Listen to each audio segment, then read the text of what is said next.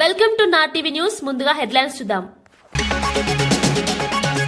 కేసీఆర్ ఒక్క press meet కే రేవంత్ రెడ్డికి ముచ్చమడలు పట్టాయన్న కేటీఆర్. కేసీఆర్ అసెంబ్లీకి వస్తే రేవంత్ గుండె ఆగిపోతుందని ఎద్దేవా. సంచులు మోసి పేమెంట్ కోటాలో రేవంత్ సీఎం అయ్యారంటూ విమర్శ.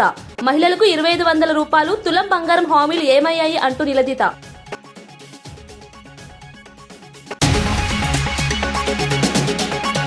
రసాయన వ్యవసాయం ఆరోగ్యానికి ముప్పు అని అమిత్ షా హెచ్చరిక. ప్రకృతి వ్యవసాయమే భవిష్యత్ అని రైతులకు అమిత్ షా పిలుపు. నేల సారత కాపాడాలంటే ప్రకృతి వ్యవసాయం తప్పనిసరి అని వ్యాఖ్య. స్వచ్ఛమైన ఆహారం కోసం వ్యవసాయంలో మార్పు అవసరమని వెల్లడి.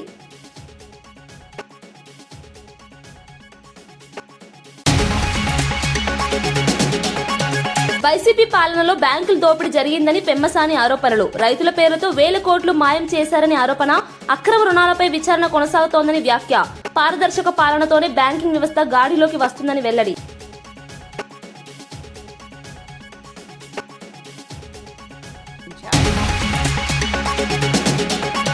ప్రజల హృదయాల్లో చిరస్థాయిగా నిలిచిన మోహన రంగా వర్ధంతి సందర్భంగా రాష్ట్ర వ్యాప్తంగా సేవా కార్యక్రమాలు. పేదల పక్షాన నిలిచిన ధైర్యవంతుడిగా రంగా గుర్తింపు. యువతకు స్ఫూర్తిగా మోహన రంగా జీవితం.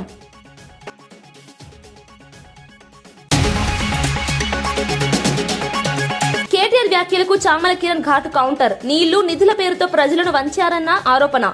Merit quota CM, management quota మంత్రి అని ఎద్దేవా. కాంగ్రెస్ ప్రభుత్వం ప్రజాహితమే లక్ష్యమని స్పష్టం.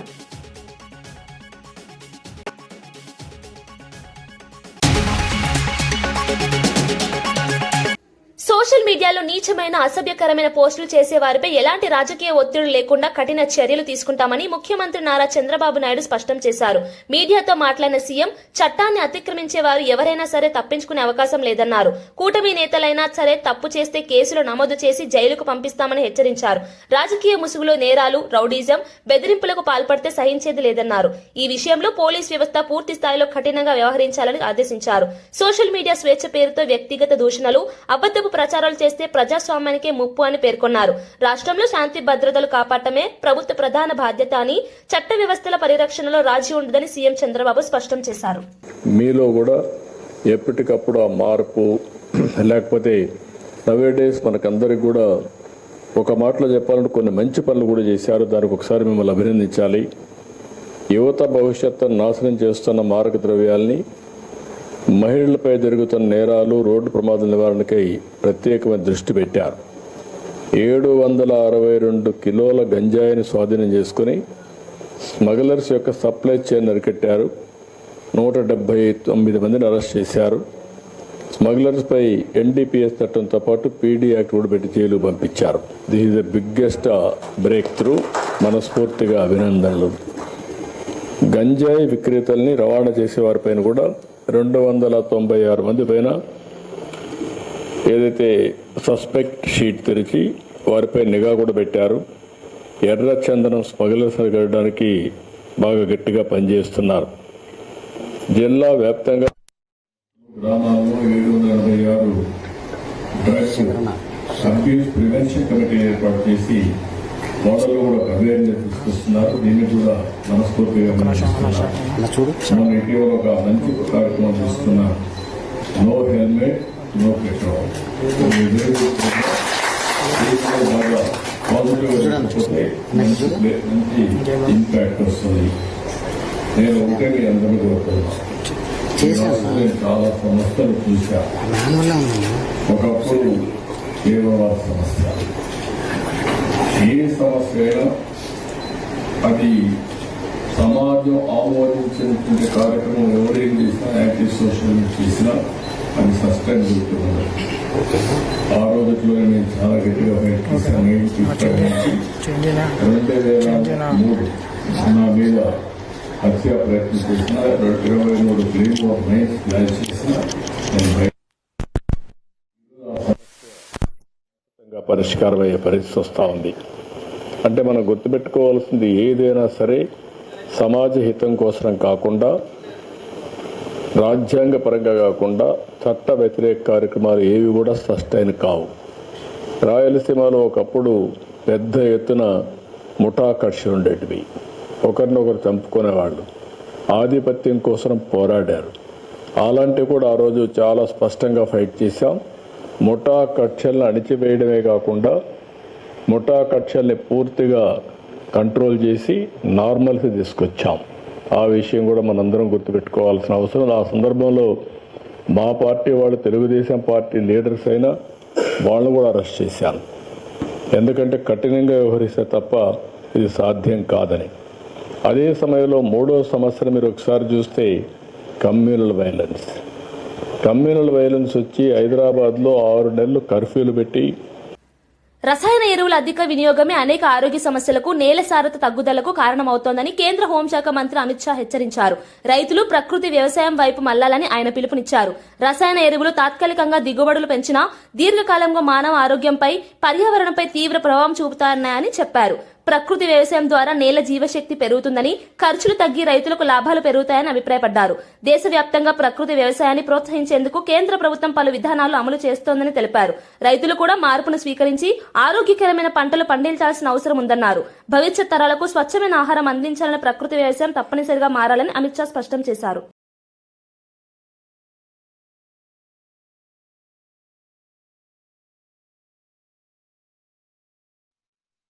दुनिया भर में बहुत बड़ा बाजार है प्राकृतिक खेती का।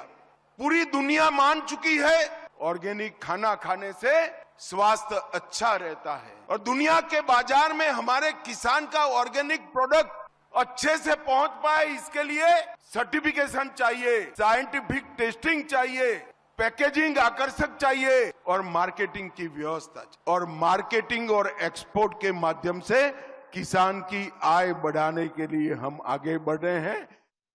గత వైసీపీ ప్రభుత్వ హయాంలో అక్రమ మైనింగ్, నాసిరకం మద్యంతో పాటు బ్యాంకులను కూడా రుణాల పేరుతో దోచుకున్నారని కేంద్ర మంత్రి పెమ్మసాని చంద్రశేఖర్ తీవ్ర ఆరోపణలు చేశారు. గుంటూరు జిల్లా అత్తోట సొసైటీ పాలకవర్గ ప్రమాణ స్వీకార కార్యక్రమంలో ఆయన మాట్లాడుతూ రైతుల పేర్లపై తప్పుడు ధ్రువపత్రాలు పెట్టి వేల కోట్ల రూపాయలు దారి మళ్లించారని అన్నారు. ఈ వ్యవహారాలపై ఇప్పటికే విచారణ కొనసాగుతోందని స్పష్టం చేశారు. డీసీసీబీ బ్యాంకుల ద్వారా రైతులకు తక్కువ వడ్డీతో ₹1,00,000 వరకు రుణాలు అందిస్తున్నామని, వాటిని సద్వినియోగం చేసుకోవాలని సూచించారు. బ్యాంకింగ్ వ్యవస్థను రాజకీయ ప్రయోజనాలకు వాడుకోవడం వల్ల రైతులు నష్టపోయారని విమర్శించారు.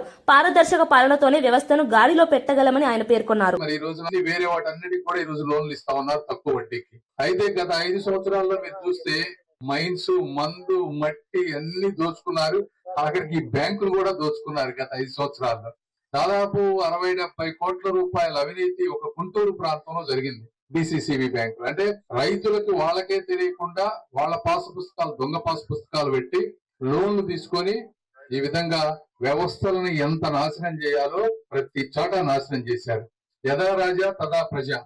పైన వారి ఆలోచనల ప్రకారమే కింద గ్రామ స్థాయి వరకు కూడా ఆ నాయకుల ప్రవర్తన ఉంటుంది.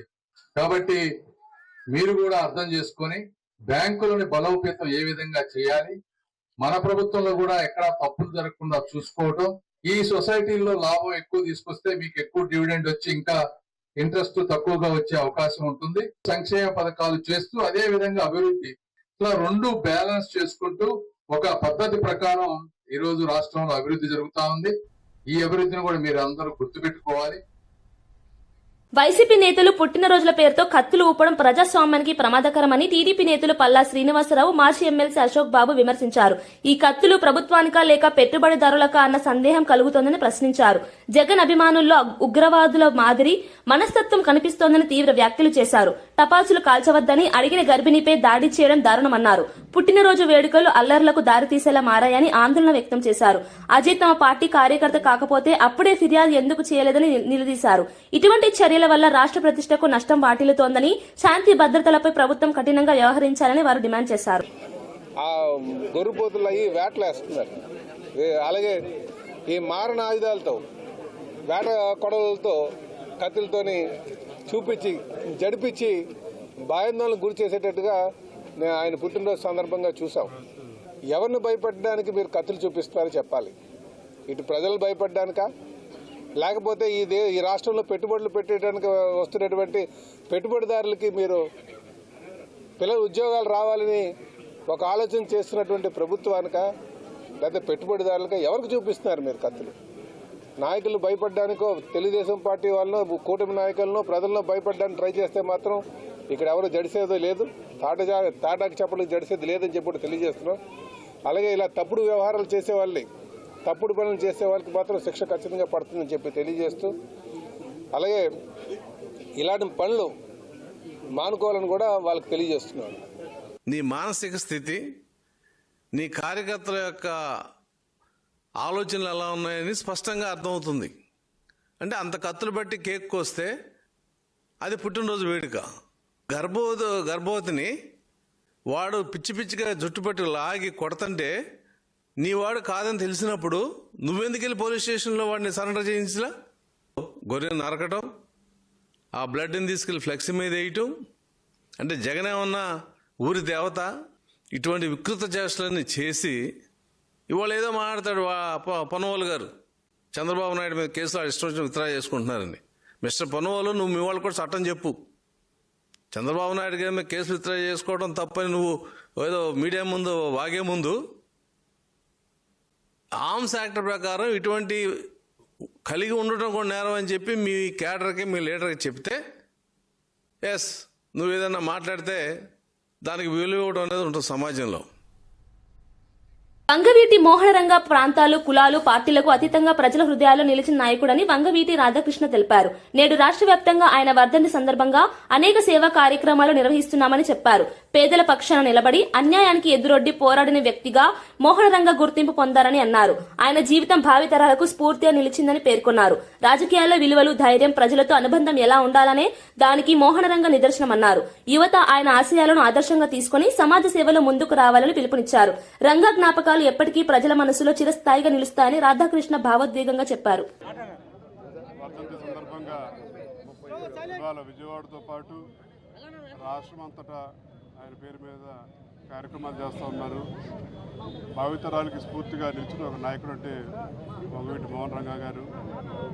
ప్రాంతాలకు అతీతంగా, కులాలకు అతీతంగా, పార్టీలకు అతీతంగా అందరూ కలిసికట్టుగా ఆయన ఆదర్శంగా తీసుకున్నారు. కాబట్టి భౌతికంగా దూరమైన 8 సంవత్సరాల తర్వాత కూడా మనందరూ గుండెల్లో ఉన్నారు. ఆయన స్ఫూర్తిగా భావితరాలు కూడా తీసుకుంటారని చెప్పని, ఆయన ఆశయ సాధన కోసం అందరూ కలిసికట్టుగా పనిచేస్తారని చెప్పి కూడా మనస్ఫూర్తిగా కోరుకుంటూ ఉన్నారు. మాజీ సీఎం కేసీఆర్ ను అనరాని మాటలు అన్నందుకు తనకు తీవ్ర కోపం ఉందని కేటీఆర్ వ్యాఖ్యానించారు. ప్రజాస్వామ్యంలో ఉన్నాం కాబట్టి సంయమనం పాటిస్తున్నామని, లేకపోతే రేవంత్ రెడ్డిపై తీవ్రంగా స్పందించేవాడినని అన్నారు. కేసీఆర్ తన తండ్రి అని, ఆయనను దూషించడాన్ని సహించబోమన్నారు. తాను గుంటూరులో చదువుకుంటే తప్ప రేవంత్ రెడ్డి ఆంధ్ర నుంచి అల్లుడిని తెచ్చుకుంటే తప్పు కాదని ప్రశ్నించారు. ప్రపంచమంతా చదువుకున్నానని, ఎప్పుడూ చదువులేని వ్యక్తిలా తిరగలేదని ఘాటు వ్యాఖ్యలు చేశారు. కుటుంబ విలువలు, సంస్కారం గురించి రేవంత్ రెడ్డి మాట్లాడే అర్హత లేదని విమర్శించారు. ప్రజాస్వామ్యం ఏకతక్క మాట్లాడితే మళ్ళీ ఏమంటారు, అగో వీనికి బాగా ఇంకా వీనికి అహంకారం ఉంది రాబోయే అంటారు. అహంకారం నాదా ఆయనదా? నేను గుంటూరులో చదువుకున్నా అంటాడు. అరే నేను గుంటూరులో చదువుకుంటే నీకేం వచ్చింది రాబోయ్? నాకు అర్థం కాదు. అప్పుడు ఆంధ్రప్రదేశ్ కలిసి ఉండే, నేను గుంటూరులో చదువుకున్నా, మళ్ళీ హైదరాబాద్లో చదువుకున్నా, పూనాలో చదువుకున్నా, అమెరికాలో చదువుకున్నా, నేను ప్రపంచం అంతా చదువుకున్నా. నీ లెక్క చదువు సందే లేకుండా తిరగలేదు. మీ అమ్మాయి నీకు చక్కగా తోవ చూపెట్టలేదు, నేనేం చేయాలి? దానికి నీ ఏడిపోయింది నా మీద. అవో వీనికి ఇంగ్లీష్ వస్తుంది అంటాడు. అరే నాకు వస్తే నీకేం నొప్పిరా నాయన? నేర్చుకో.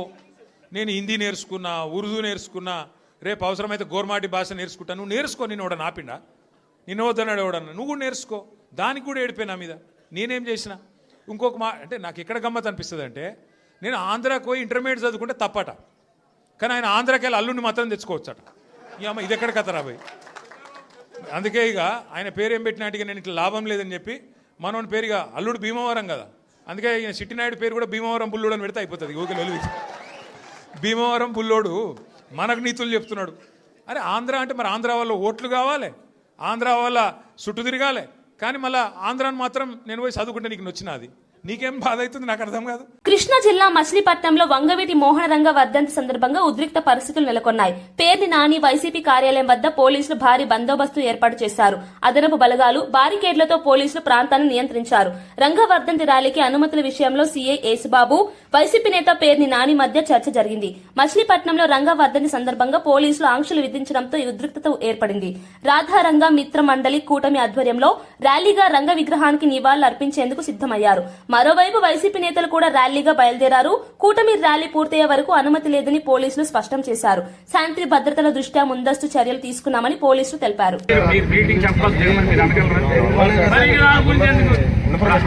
ఉద్దేశం ఏంటంటే ఆడికి పని చేయడం చేత కాదు, కానీ ఈ ప్రోగ్రాం చెడగొట్టాలని తప్పితే వేరే ఏముండదు. మేమన్నా అతని క్లాష్ కానీ క్లాస్ అవ్వకూడదని ఎందుకు అబ్జెక్షన్ చేస్తాడు? మీరు ఉంటారు బాబు ఎట్లా అవుతాయి అలరైపోతాను ముందు లేదని చెప్పారు కదా మీరు. మీకు ఇవ్వట్లేదు ఓన్లీ రాధారంగ మిత్రమణికి అని చెప్పారు. కలిసి చేసుకోమని చెప్పారు. కలిసి చేసుకోమన్నారు. కలిసి చేయడం చెప్పారు. మరి బాగా పోలీసు కూడా తలకాయ అంటే అసహ్యంగా ఉంటుంది. ప్రజలు మంచిగా మాట్లాడుకోరు ఎందుకు బాబు అని మీరు అడిగి చెప్పుకుంటారు. మళ్ళీ చెప్పి ఇచ్చేద్దాం సార్ సాయంత్రం ఇద్దాం అలా కావాలి సార్ సాయంత్రం చెప్తే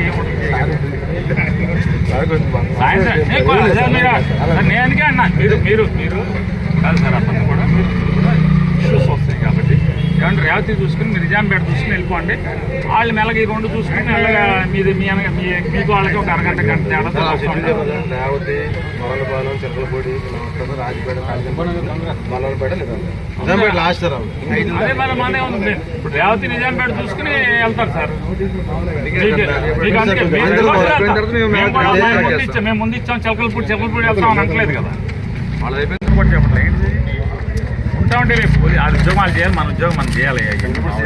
చూడండి సార్ ఒకసారి ఏముంది ఇంటి లోపల వేస్తాం, లేదా మా 1802 కేసు పెడతాం, లేదా యావజ్జీవం నేను పీడీ యాక్ట్ పెడతాం. ఇవే ఉంటాయి, ఇంకంత మించి ఏముంటాయి.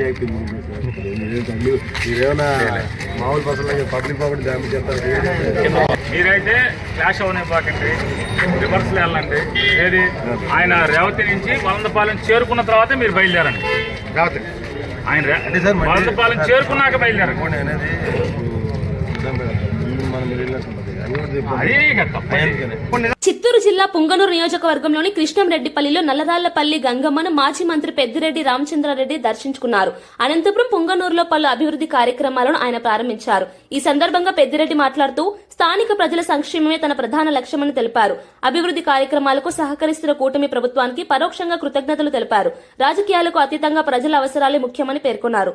ఆలయ దర్శనంతో పాటు అభివృద్ధి పనుల ప్రారంభం స్థానికంగా ప్రాధాన్యత సంతరించుకుంది. ప్రజలతో నేరుగా మమేకమై సమస్యలను తెలుసుకునే ప్రయత్నం చేశారని నాయకులు తెలిపారు. పెద్దిరెడ్డి పర్యటనతో పుంగనూరు రాజకీయాల్లో చర్చ మొదలైంది.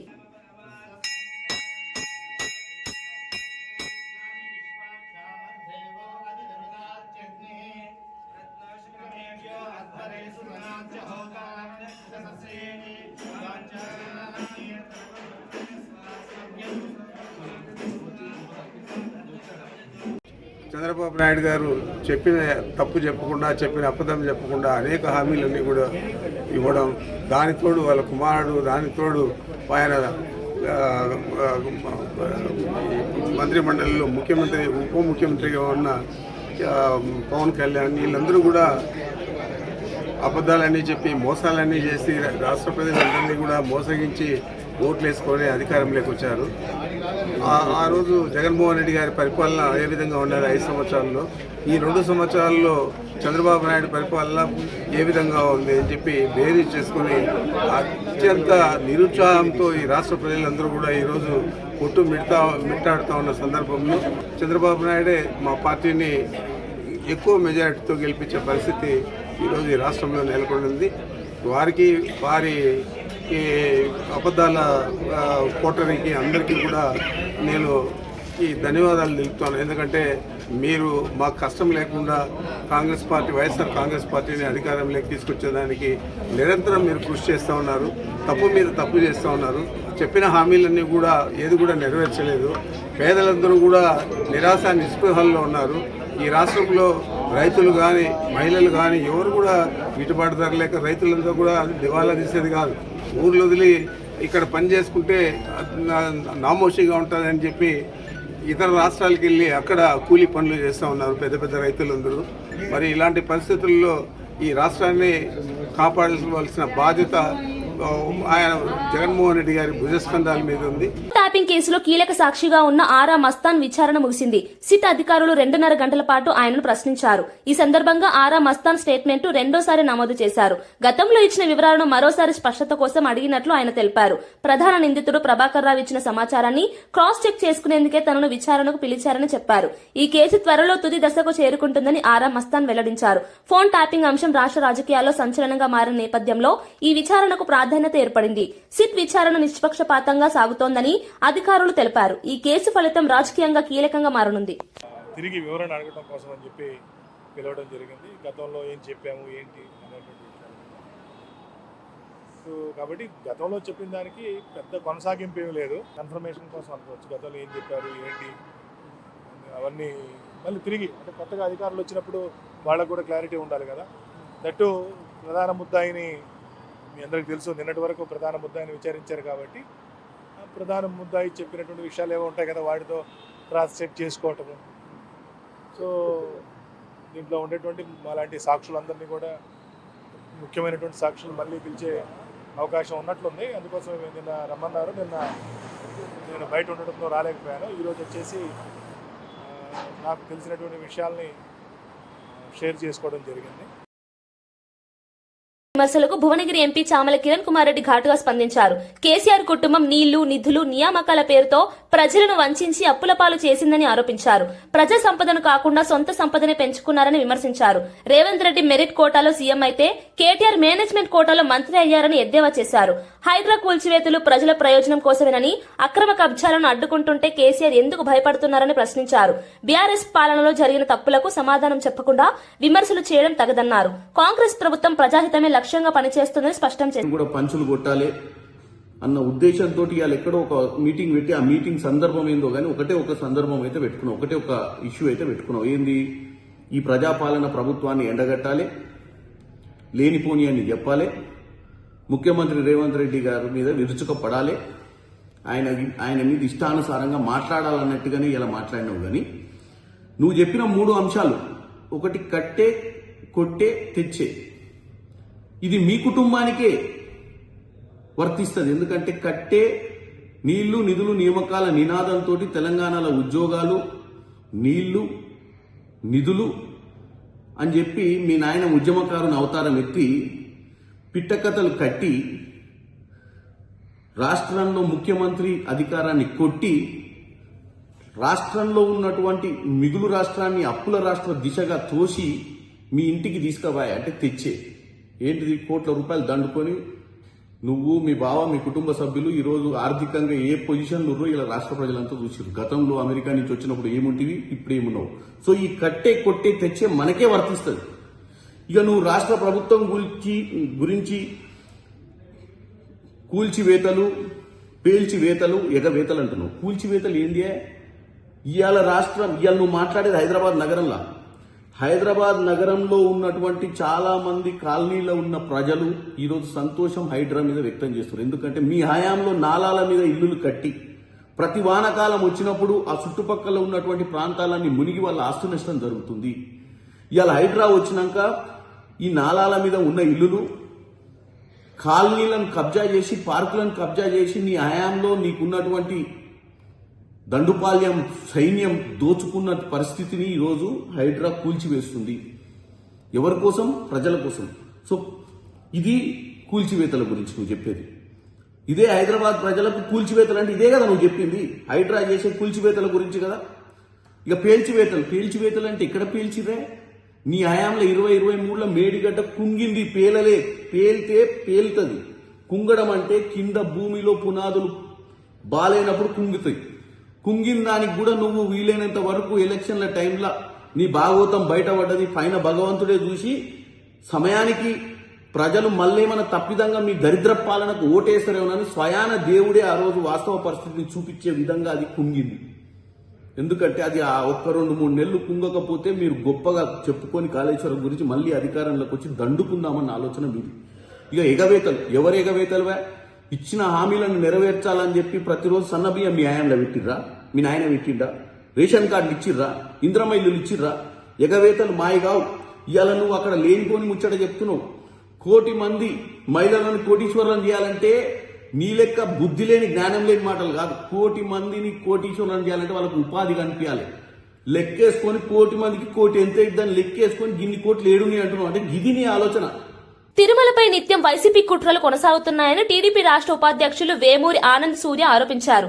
ఎన్టీఆర్ భవన్ లో జరిగిన మీడియా సమావేశంలో ఆయన మాట్లాడుతూ వైసీపీ పాలనలో తిరుమల పవిత్రతకు భంగం కలిగే చర్యలు జరిగాయని అన్నారు. ప్రస్తుతం కూటమి ప్రభుత్వం టీటీడీ వ్యవస్థను ప్రక్షాళన చేస్తుందని తెలిపారు. గత అక్రమాలపై నిజాలు బయటకు వస్తే వైసీపీ నేతలు భయపడుతున్నారని విమర్శించారు. తిరుమల భక్తుల విశ్వాసాలను దెబ్బతీయాలని వైసీపీ తప్పుడు ప్రచారాలు చేస్తుందన్నారు. టీటీడీ పరిపాలనలో పారదర్శకత తీసుకొచ్చామని చెప్పారు. దేవాలయాల విషయంలో రాజకీయాలు చేయడం సరికాదని, భక్తుల మనోభావాలను గౌరవించాలని వేమూరి ఆనంద్ సూర్య సూచించారు.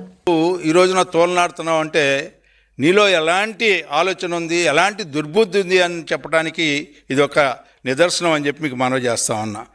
అంతేకాకుండా గతంలో 2014-19 అప్పుడు ఆ రోజున ఏ అయితే డ్రౌట్ ప్రాంతాలుగా ఉన్నాయో రాయలసీమ ప్రాంతాల్లో డ్రిప్పు, స్ప్రింక్లర్ ఇరిగేషను, అదేవిధంగా కేంద్ర ప్రభుత్వం, రాష్ట్ర ప్రభుత్వం కలిసి ఈ రోజున ఉద్యానవన పంటల్ని పెంపొందించాలని చెప్పి, వ్యవసాయం లాభసాటిగా మరల్చాలని చెప్పి ప్రయత్నించినటువంటి అంశాలన్నింటినీ కూడా ఈ రోజున ఎక్కడ కూడా యాంత్రీకరణ అనే మాట లేకుండా 5 ఏళ్ళు పబ్బం గడుపుకున్నటువంటి రైతుల్ని కష్టాలకి నష్టాలని నువ్వే ప్రభుత్వ పరంగా కల్పించినటువంటి నాయకుడు ఎవరైనా ఉన్నాయంటే జగన్మోహన్ రెడ్డి. ఎప్పుడు ప్రకృతి ద్వారా నష్టం జరిగినటువంటి సందర్భంలో రైతు నష్టపోయాడు తప్పితే ఏ ప్రభుత్వం వల్ల రైతు నష్టపోలే. కానీ నీ యొక్క చర్యల వల్ల, నీ యొక్క విధానం వల్ల, నీ యొక్క ఆలోచన వల్ల ప్రతి రైతు కూడా నష్టపోయినటువంటి ప్రాంతాలకు అతీతంగా నష్టపోయినటువంటి పరిస్థితి నీ పాలనలో చూసినటువంటి రైతాంగం ఈ రోజున ఎన్నో రకాలుగా లాభపడతా ఉంది. అంతేకాకుండా నువ్వు ఇవ్వవలసినటువంటి రైతు బకాయిలను కూడా ఈ కూటమి నాయకత్వం చెల్లించటం. అంతేకాకుండా రోడ్లు ఏ రకంగా రోడ్లు వేశాం.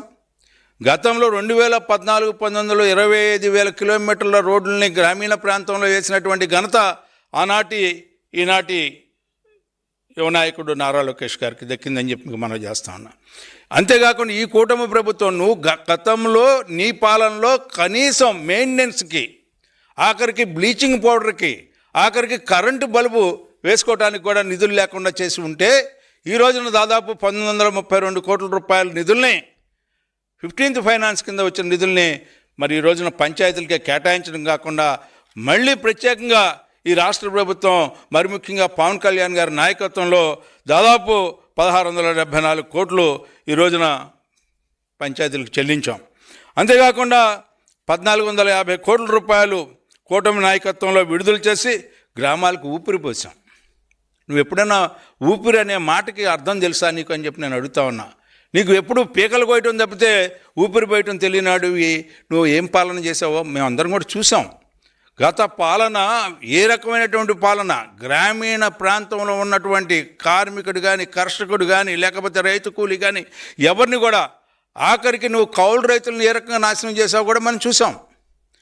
నీ యొక్క పాలనలో ఎవరికి న్యాయం జరిగింది అనేది చెప్పలేనటువంటి పరిస్థితుల్లో నీ పాలన ఉంటే ఈ రోజున మేము వచ్చిన దగ్గర నుంచి కూడా గ్రామీణ ప్రాంతంలో ఉన్న రైతాంగాన్ని కానీ, గ్రామీణ ప్రాంతంలో ఉన్న వెనకబడ్డ వర్గాలను కానీ, గ్రామీణ ప్రాంతంలో ఉన్న దళిత వర్గాలను కానీ ఈ రోజున అన్ని రకాలుగా కూడా కార్యక్రమాలు, అనేక రకాలైన కార్యక్రమాలని అనేక రూపాల్లో వారి దగ్గరికి తీసుకువెళ్ళి ఈ రోజున సామాజికంగా, ఆర్థికంగా, రాజకీయంగా ఈ రోజున ముందుకు తీసుకెళ్ళటానికి మరొక్కసారి పూజ్య బాపూజీ కళ్ళగన్నటువంటి రామరాజ్యాలని ఏర్పరచడానికి ప్రయత్నిస్తున్నటువంటి పాలన ఈనాటి పాలన మరలా మనం అందరం కూడా చూస్తూ ఉన్నాం.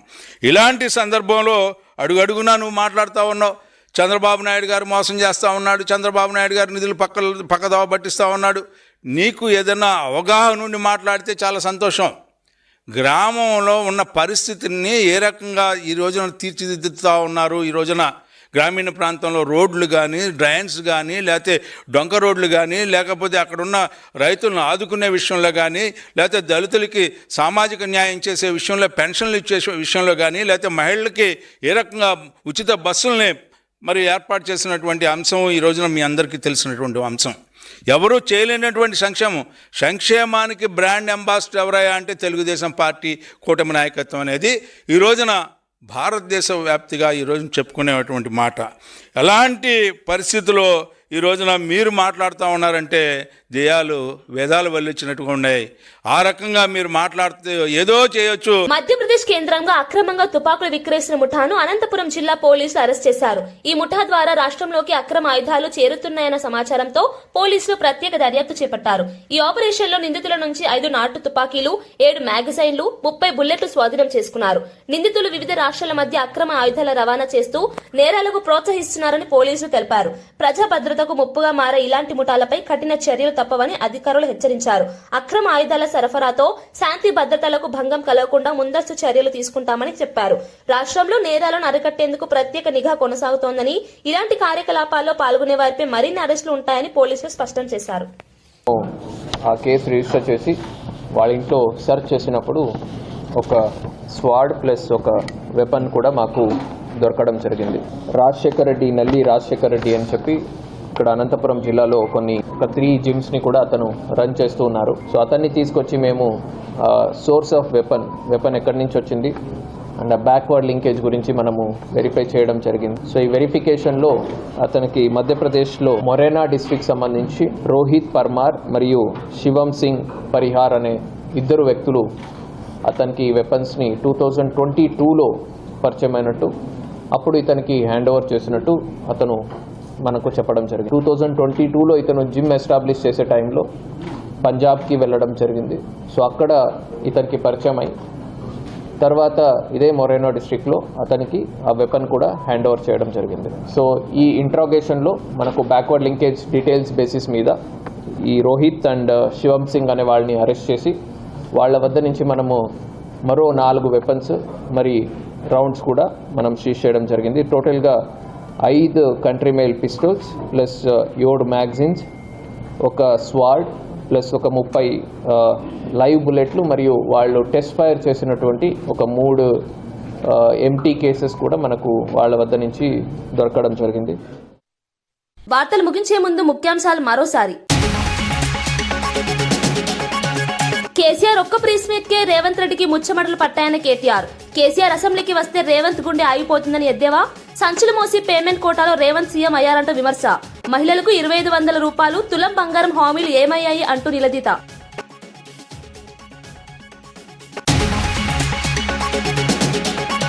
రసాయన వ్యవసాయం ఆరోగ్యానికి ముప్పు అని అమిత్ షా హెచ్చరిక. ప్రకృతి వ్యవసాయమే భవిష్యత్ అని రైతులకు అమిత్ షా పిలుపు. నేల సారత కాపాడాలంటే ప్రకృతి వ్యవసాయం తప్పనిసరి అని వ్యాఖ్య. స్వచ్ఛమైన ఆహారం కోసం వ్యవసాయంలో మార్పు అవసరమని వెల్లడి.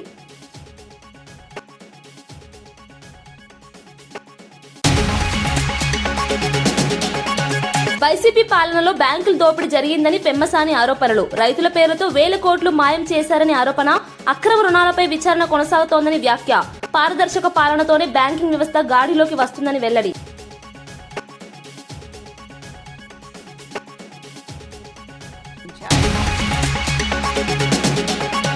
ప్రజల హృదయాల్లో చిరస్థాయిగా నిలిచిన మోహన రంగా వర్ధంతి సందర్భంగా రాష్ట్ర వ్యాప్తంగా సేవా కార్యక్రమాలు. పేదల పక్షాన నిలిచిన ధైర్యవంతుడిగా రంగా గుర్తింపు. యువతకు స్ఫూర్తిగా మోహన రంగా జీవితం.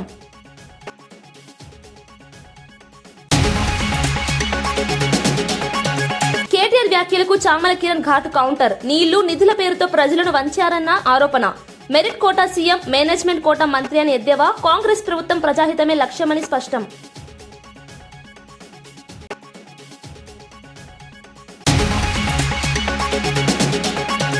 ఇవి ఈనాటి వార్తా విశేషాలు. మరో బులెటిన్లో మళ్ళీ కలుద్దాం. నమస్కారం.